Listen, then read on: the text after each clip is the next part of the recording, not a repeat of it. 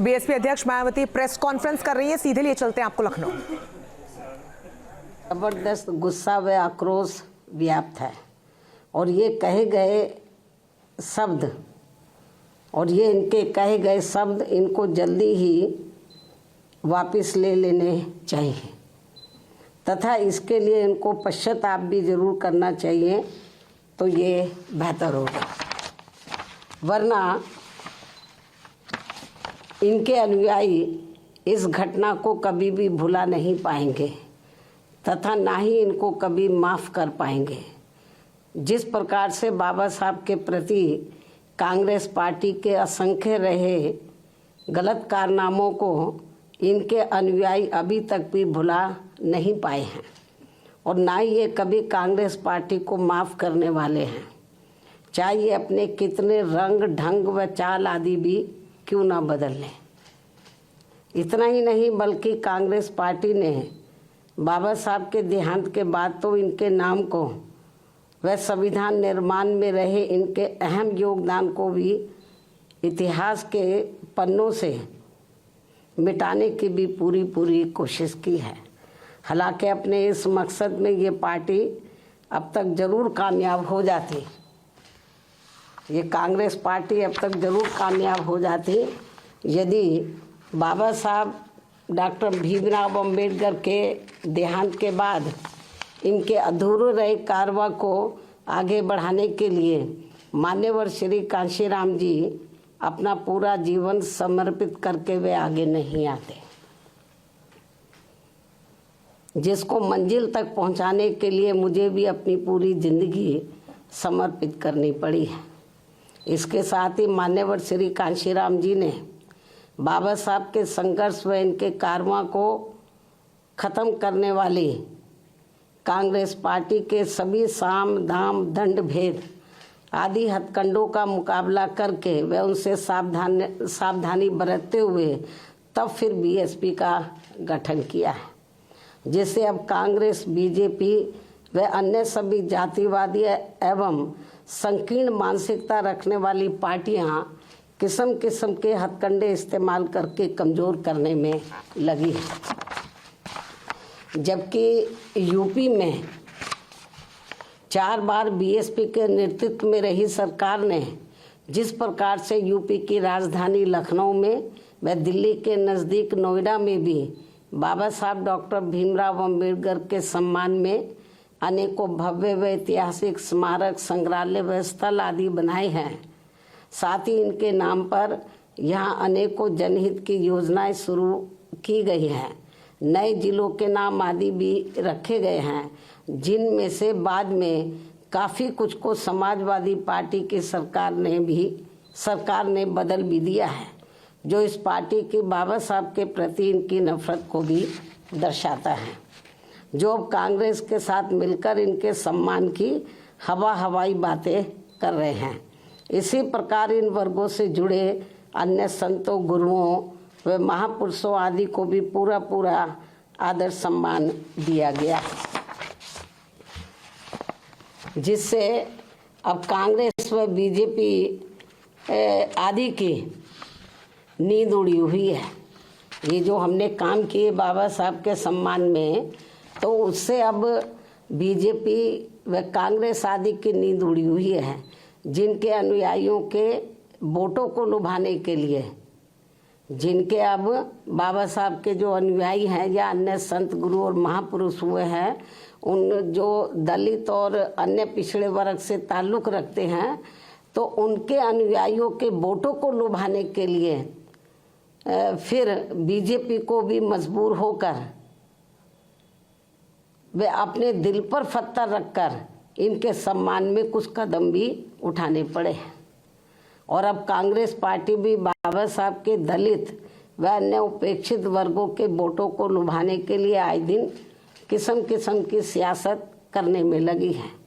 और इसी क्रम में कांग्रेस पार्टी अब इस कोशिश में लगी है कि श्री अमित शाह के मुद्दे पर कुछ न कुछ दलितों का वोट जरूर बटोर लिया जाए, जबकि बाबा साहब ने अपने जीते जी दलितों व अन्य उपेक्षित वर्गों के लोगों को इस पार्टी के बारे में सावधानी के तौर पर उन्हें ये कहा था कि कांग्रेस पार्टी कभी भी माफ़ करने लायक पार्टी नहीं है।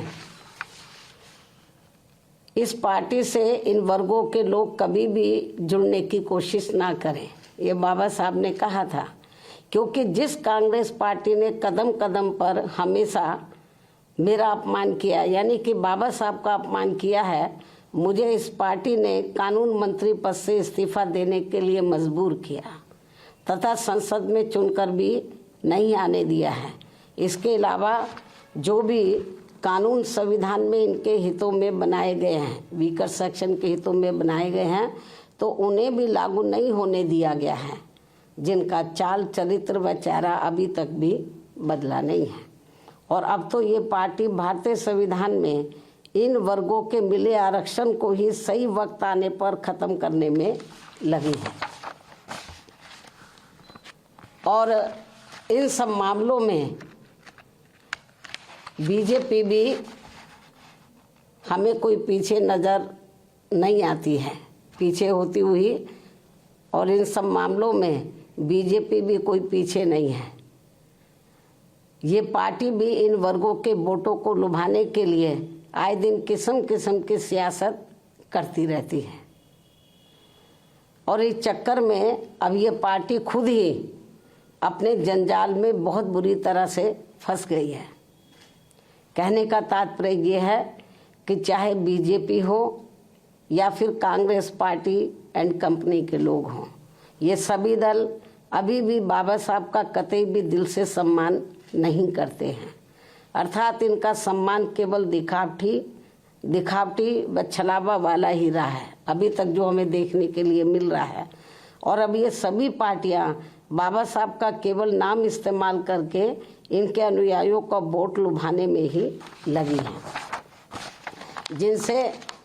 जिनसे बाबा साहब के अनुयायियों को हमेशा सावधान रहना है। और अभी ने बाबा साहब के पद चिन्हों पर चलकर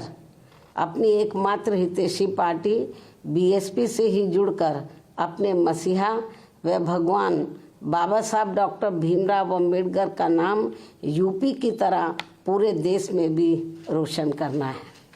ताकि फिर कांग्रेस, बीजेपी व अन्य कोई भी जातिवादी व संकीर्ण मानसिकता रखने वाली पार्टी कभी भी इनका अपमान करने की अपनी हिम्मत न जुटा सके, तथा फिर आए दिन इनके अनुयायियों का हर स्तर पर हो रहा शोषण व उत्पीड़न आदि भी होना काफ़ी हद तक जरूर बंद हो जाएगा। संक्षेप में अब मेरा यही कहना है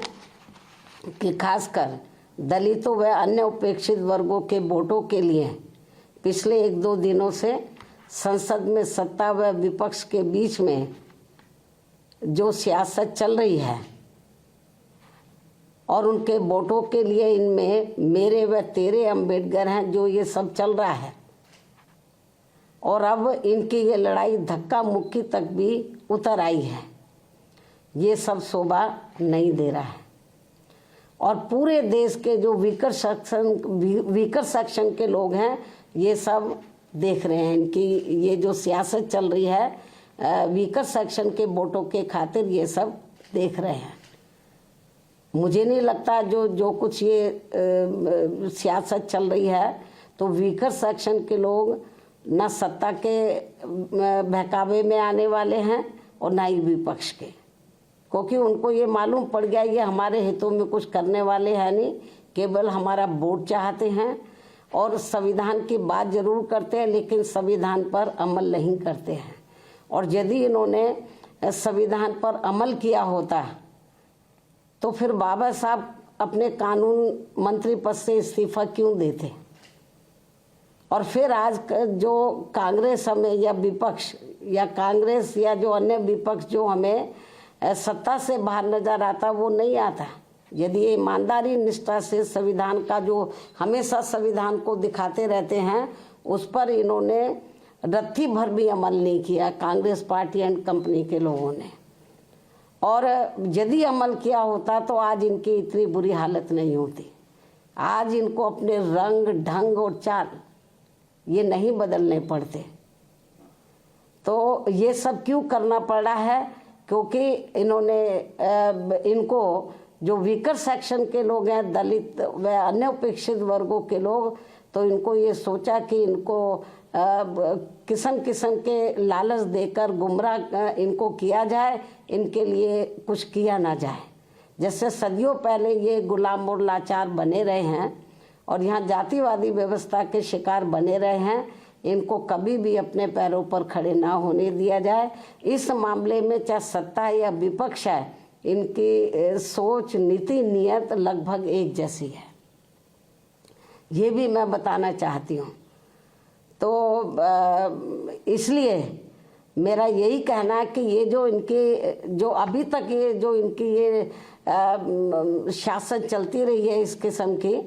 और फ्री में, और ये लोग सोचते रहे कि इनको कुछ दिया ना जाए, इनको अपने पैरों पर खड़े ना होने दिया जाए और इनको किस्म किस्म के लुभावने वायदे करके,